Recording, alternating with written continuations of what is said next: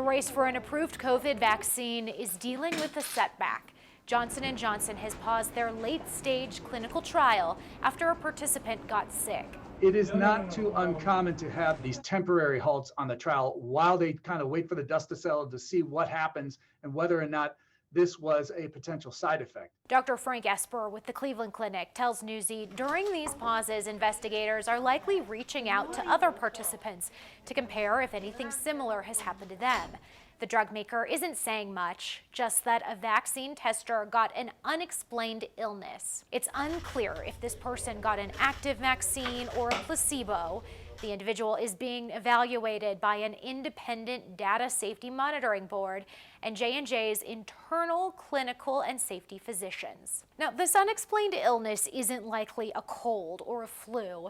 Those types of side effects aren't enough to stop a trial. Sudden illness or something called a serious adverse event is what can. Serious adverse event doesn't necessarily mean that it was actually life-threatening.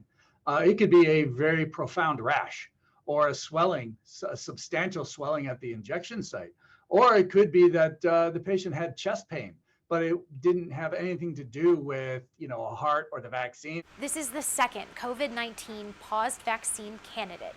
AstraZeneca's 30,000 participant U.S. trial has been on hold since September 8th. That's after a participant came down with a serious neurological condition. The FDA is still investigating that. This all as a second wave of coronavirus cases is expected in the U.S.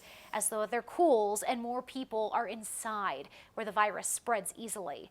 In the UK, hospitals are already seeing a surge. We very much are back to where we were earlier in the year and trying to understand what the demand and capacity requirements are with each day and with each week that goes by. While we don't know when the U.S. paused trials will resume, at least 2 other U.S. vaccine candidates remain in the late-stage clinical trials.